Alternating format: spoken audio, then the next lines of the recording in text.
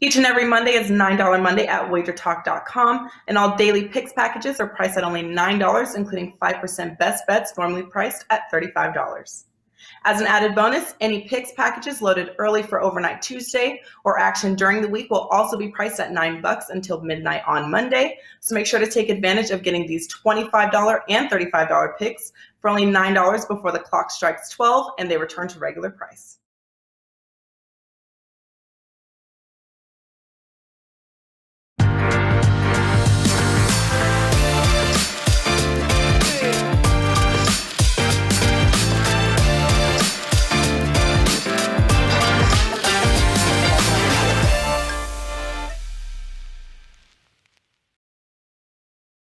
That is right. This is Bet On It. It is $9 Monday over at WagerTalk.com, and I am Kelly Stewart, joined by Marco D'Angelo and Gianni, the Greek Corrales. Before we went on live, VR kind of threw me off because he said gold incoming. So we're going to see when he drops some of that gold. But first, let's recap a little bit of last weekend. 1-1 for me on the best bets. Marco's Steelers got it done for me yesterday, luckily, on that little extra money line sprinkle.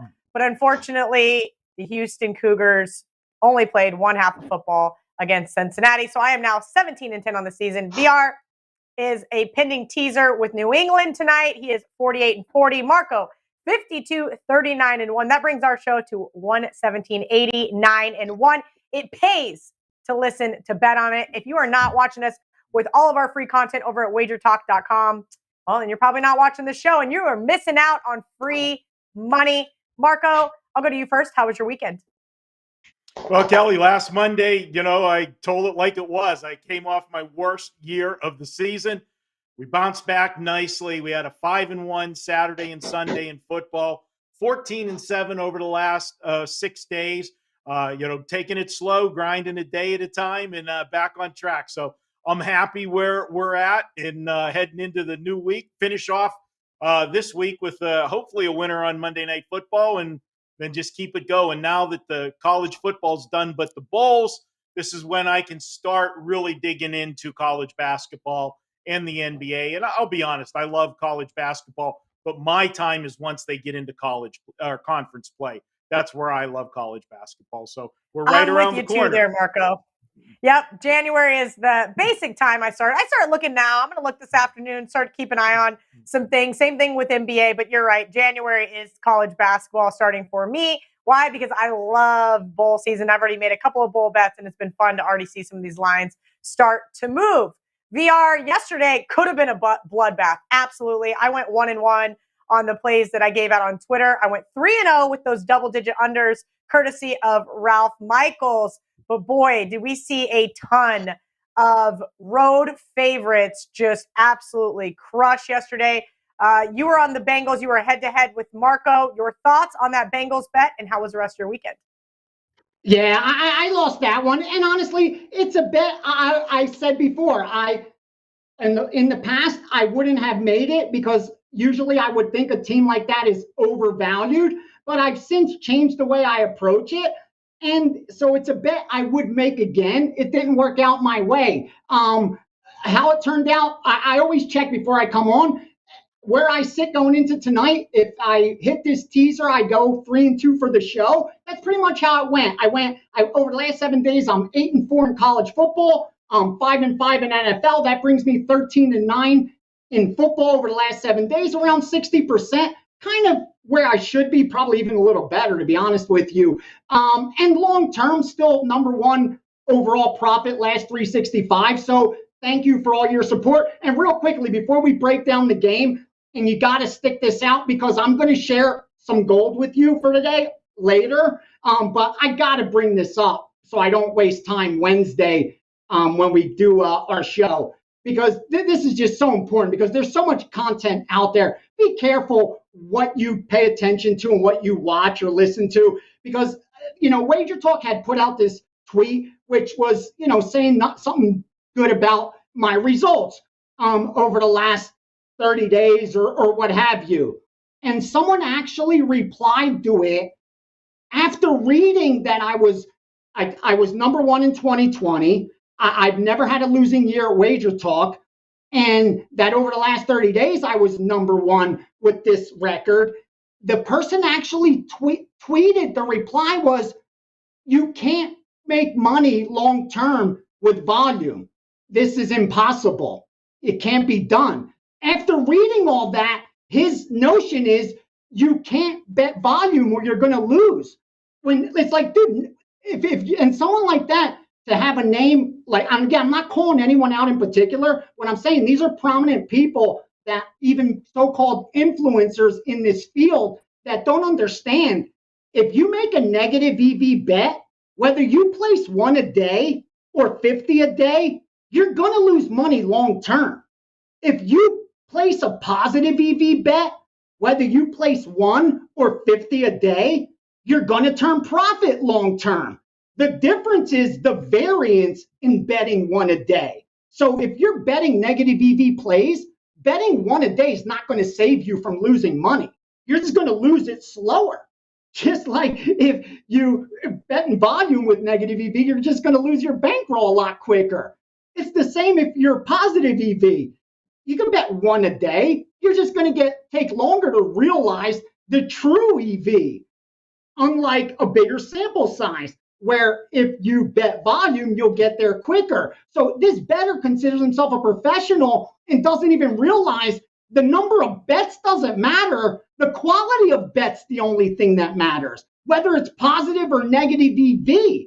If you can't get past that and you're already at the misconception that volume, the VIG is what's going to beat you, you've lost, because the VIG's what you need to overcome. As soon as you do that, you need action in volume to profit from it. So be careful. Again, this wasn't about me.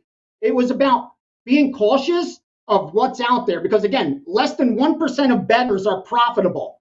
And I promise you that less than 1% isn't producing all the content.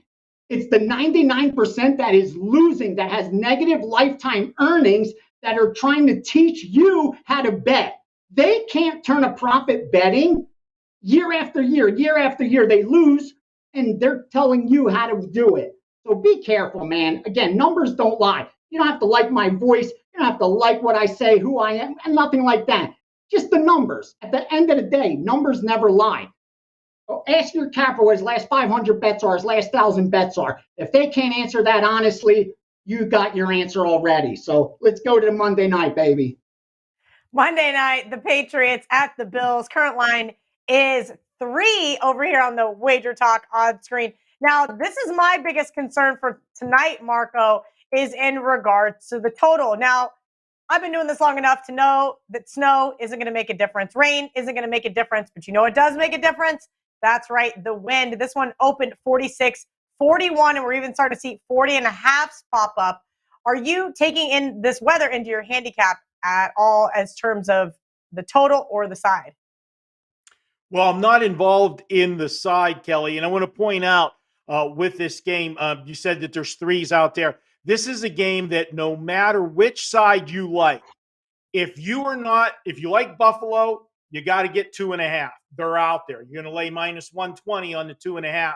If you like New England, there's threes out there, and you're going to get the threes. You're going to lay the plus 120 or minus 120 to get the plus 3. They're doing that. That's the same number. 2.5 minus 120 and plus 3 minus 120 is the same line. But you find which one you want to do and get the best of the number. In this instance, we tell you never buy points, but when you're talking a 10-cent difference for the half a point on or off the 3 in the difference of the line, it is a plus EV play to make that play. Now, for me on this game, I'm going with one of the teams in blue. It's the Buffalo Bills. That's where we're going tonight. First off, hats off to Bill Belichick. What a year he's had getting this New England Patriot team, first place New England Patriot team in the AFC East. He's done it with a rookie quarterback, and this might just be his best coaching job ever. He's got a defense that's playing superior football. But if you really dig deep into the numbers, there's not a lot of difference defensively between Buffalo and New England. New England's number 1 in points per game. Buffalo's number 2. Buffalo's number 1 in yards per play, and New England checks in at number 3. That's about as close of a toss-up as you can get defensively. So now we're going to look at the game from the offensive standpoint. And offensively, Buffalo slightly better than New England. And again, it's because Bill has kept the offense relatively in check. He's got a rookie quarterback. But I'm looking at the 6-game winning streak. And when you look at the winning streak, you've got to look at who they have played and when they have played them and where they have played them. The 6-game winning streak, they've only played one tough team on the road during this 6-week stretch. That was the LA Chargers. And we all know the Chargers, 1 week they can be very good, like yesterday. Or 1 week they can be awful, like they were the week before. You never know what you're going to get with them. They were able to beat the Chargers. But after that, they beat a Carolina team that's got all kinds of problems. They beat a Cleveland team in Foxborough. Remember, Cleveland was all banged up. Baker wasn't 100%. The wide receivers were banged up. Running backs were banged up. Then they beat Atlanta on the road, who's horrendous. They beat Tennessee at home, Tennessee without Derrick Henry. And I forgot the first win on the streak was the New York Jets. Do I need to say any more? This is a must-win for Buffalo. I hate to use that phrase, but they're a game behind New England, and they've got another game with New England in Foxborough later in the season. If they fall 2 games behind in the win column with just 5 games remaining after tonight, it is going to be tough for them to overcome that. They need to win this game. I think they get it done at home. I'm going to go ahead. I'm going to take Buffalo. One of the key reasons New England has been so good, and again, VR talks about randomness. Can you expect something to continue? Is it a 50-50 bounce of the football? Well, if it is 50-50, there's a major regression coming New England's way, because in this 6-game winning streak, the turnover margin for New England, 17-4. 17-4. Think about that. That's over 6 games. Yeah, you're supposed to be undefeated in your last 6 games with a turnover margin like that. If Josh Allen has a clean game tonight, playing at home, they win this game. I'm going with the Buffalo Bills. Mac Jones has done everything asked of him this year. This is the biggest stage he's been on. Yes, I know he went against Tampa and Tom Brady earlier in the year and went toe-to-toe with them. But remember, that game was in Foxborough. This one's a Monday night game on the road in Buffalo. The Bills Mafia will be out in full force. It'll be a crazy scene there. Let's see if he can get it done on the road. He's got to show me before I'm buying. I'm taking the Buffalo Bills. VR, I do lean towards the Buffalo Bill side. The Pats seem like a little square doggish, if you will. You and I both have the Pats in a teaser. Now that it's up to 3, we no longer fall underneath that Wong category. Do you have a different opinion on the side or the total?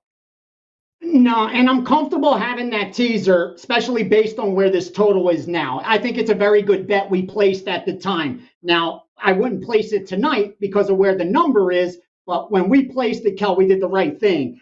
Here's what I could share with this game. First, real quickly, and Marco nailed it, you want to shop. When it's around a key number, you always want to shop. And more importantly, have multiple outs. Like, you can't expect to beat this game, which you already know there's a built-in edge for the books, if you're not even going to have to take the time to shop for a good line. Like, at least do that much if you know it's out there, it's available. And with all that said, if you have the opportunity, like you'll see some books now, I even sold -2.5, -125. At that point, you're better off laying the 3 and taking even money than laying 125 at 2.5. That's just your mind. You're thinking, oh, if it lands 3, I win. EV-wise, long-term, you're not getting the best of it. Now, the difference between laying 120 is a different story, or laying 3 -110 compared to is a different story. But from what I'm seeing right now on my screen, that's why I say be cautious. And the reason I bring that up is this. 2 groups that I have a ton of respect for on opposite side. One has the Patriots at +3 at -110. Again, not at -120, at -110 they bet them. The other side has the Bills at -2.5 And I'll tell you right now, for certainty, they also laid minus 110. So they were able to get a decent number when it first moved down. With all that said, it didn't land there quickly. It went to minus 109. I'm looking now, minus 11, minus 115. It kept going up. So again, that's what sharp bettors are supposed to do. Both these groups win long term. And as you notice, they both locked up the best possible numbers at the best possible times.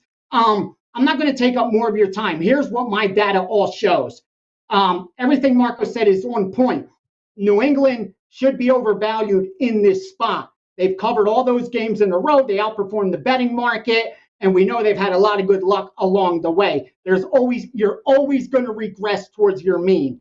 Buffalo on the flip side, they've been a little, how can I say it? The best way to say it is they're not consistent. Win games they're not supposed to, lose games they're supposed to, that kind of nonsense. So there's a little fear in the favorite spot. Power rating wise, I make Buffalo 1.5 points better than New England on a neutral field. Now you got to factor in a little home field advantage for this year, but it's difficult because New England's stronger on the road. They're 5-0 this year. They haven't lost a single road game, where even Buffalo's results on the road are a little better than at home. So that isn't even confusing to me. Finally, look at the predictable, the analytics, which have some predictive qualities. And what we see is, as good as New England is offensively and defensively, Buffalo's that much better. Gun to my head, I bet Buffalo to win this game. But again, I'm comfortable having that teaser to give me a winning week on the show. And real quickly, the under is sharp. It's steam, meaning multiple groups that I work with bet the under, got down at 43.5. 43, all the way down. The last group betted at 41.5. Now, I did not bet it or release it to subscribers. Again, I get a piece of these accounts, so I got my money in good at a good number. I'm good with that. I didn't have time to move it on before I could confirm whether I like it or not. And guys I have partnership with, I locked in a good number for them, so you're welcome. But anyway, now I think at 40.5, most of the value's got to be extracted, guys. But with all that said, it's been an under series. 4 of the last 6 have gone under, and the 2 that went over, they scored 41 points and 45 points. So it's not as if they blew through the totals. So again, everything points to a Buffalo and under. The only problem is I'm not too sure there's value there. And I'll always say this: if I conclude that fighter A should win 60% of the time and fighter B should win 40% of the time, and I look up at the board and it's fighter A minus 160, fighter B plus 140, I don't have a bet. Even though one fighter is going to go out there and win the fight and cash a ticket, they're both negative EV. There's no plus money to be made. And I think sometimes you just got to come to that conclusion. So for me, I'm sorry to go long, but I think they priced it right. Gun to my head, it's Buffalo and under, but I wouldn't urge my subscribers to bet it, and I haven't. Awesome stuff, VR, for Monday Night Football. Before we go, do you have some gold you'd like to share with everyone? Oh, yeah. And I kind of threw that tout hook because it's a 5% play, but the lines moved. And this is what my people pay me for. I mean, bottom line, I sent out a 5% bowl big move. We should get some respect. Now, obviously, we got ahead of the market and the lines moved. So you're probably not going to want to bet it, but rest assured, it's sharp, and that's Western Michigan against Nevada. I sent it out to my guys at plus 6. Okay, now I got Now I got to interject here because I just got a text from Gianni. I am in hot water, if you will, because I didn't have enough time to send this to everybody, right? It was 6. I got down a couple nickels where I was available to, and then it was off the board at a couple other places. So I didn't get it to everybody. I'm actually dealing with the backlash of it right now because my buddy tweeted it out. So I took a little 4.5. I'll be honest. I even took some 4.5 because I knew that I'll be able to scalp it or, middle it. That it's going to get probably by kickoff, it'll probably go to pick 'em. Once it goes, you see that much momentum and it hits a key number like 3 multiple times, it's going to break through. And that's what happened. We saw then 2.5, and once it breaks 2.5, forget about it. So I was So that's glad my I took question. some Do you 4.5. wait to see, or do you think we see some bet back here at 2.5? It's and if the move is based on injuries, and again, the guys I work with don't tell me like, hey, Bobby's not going to be quarterbacking on Monday, so you're going to have to bet this for us. It's not like that. It's Right. 233 plus 6, blah blah blah. Anyway, so I do think there's going to be some take back because the middle's just too big. But if it's like key injuries and stuff like that, or players not playing because they're going off to the draft or what have you, coaches leaving and all that stuff, and then we may not see any buyback. It may be warranted that the move, that it's just that big. So why buy it back? But I'm not going to leave you hanging because I fired some 4% best bets in the NHL tonight. First, Colorado. Now, I know they're a little chalky, but we laid minus 175, 190, and then minus 1.5, plus 130, and plus 125. So I broke it down 2% on the money line and on the puck line. Do what you want, but I'm on Colorado. And we also bet the under 5.5 in Arizona as a best bet. And here's some college basketball and NBA that I haven't vetted yet, meaning they're in the accounts, so I have a percentage of them, but I haven't confirmed whether I think there's still value to bet more on and use it for my subscribers, because probably some of these lines will have moved by the time I have time to work on them. I had to get ready for the show. Ready? College basketball, 871, Illinois plus 3.5, 880, Pepperdine minus 4.5. Over in that same game, 880 over 136. And also in that Illinois game, 871 over 149.5. So that's Illinois plus 3.5 and over 149.5. Pepperdine minus 4.5 and over 136. And then this other group, they've been struggling, but they took 873 Mercer and 877 under 152 New Mexico State, New Mexico. They've been one of the most consistent in college basketball season after season. But while everyone else has been on fire, I think I'm probably still number one in profit. College basketball, they haven't been doing so well. So just putting that out there. And then in NBA, we took 559 under 218.5. Orlando, Golden State, 459 over 215. Denver, Chicago, 545. Washington plus 5.5 and 5. And Washington sprinkle money line. Obviously, they like Washington a lot. 560 Golden State minus 15. 547 under 215 Memphis, Miami. That's everything I got up until now, guys. So follow, fade, ignore. Again, I'm just trying to share some info and hope you guys could use it and do good with it. Awesome. Thank you for that gold VR. Marco, you have some gold of your own over at WagerTalk. It is $9 Monday. Can you tell everybody what you have up over there?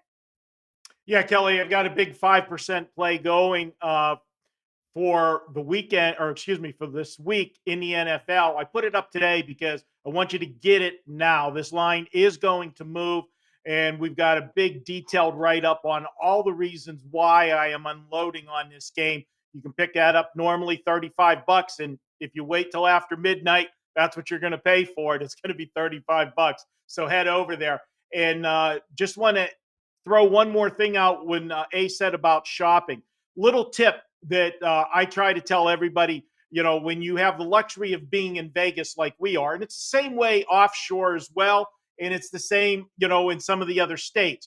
But here in Vegas, we have what I like to refer to as the sharp books and the recreational books, okay? And you have an app for both. You don't necessarily need to have an app for every single book. If you have one that's cut of the loin, that's a sharp book, and you know who you are, sharp books. You're the Circas, you're the South Points, you're the Westgates. Those are those sharp ones here. And then the recreational ones would be the ones that cater to the locals, right? Stations and Boy. So those are the two, and you got yourself covered. And you will find yourself more often than not, if you're playing a favorite, you're going to be playing it mostly at the sharp books. If you're playing a underdog, you're going to get your best lines at the local square shops because all of the squares are playing the favorites. Back in the good old days, used to be as offshore. They're still out there but under a different name. but Bodog was the most recreational of them all back in the day. And that's what the locals here mimic to me. And I'm sure Ace would agree. I think he does. 110%. I'm getting over here, getting in some of these Ace Gold bets while Marco's talking about shopping. I've heard the shopping spiel enough times. I give it myself, but I know that these gold lines are about to change, especially this NBA. We've already seen it plummet at a couple of shops. Great stuff. Marco, VR, every single Monday. We're here hanging, talking Monday Night Football. Let's go Bills, but keep it respectable. Like a touchdown win would be really nice. Everybody wins. Everybody's happy. Thank you guys for hanging out with us each and every Monday. We'll see you guys Wednesday for the next edition of Bet On It from Marco, Ralph, VR, and myself. Until then, let's bet on it.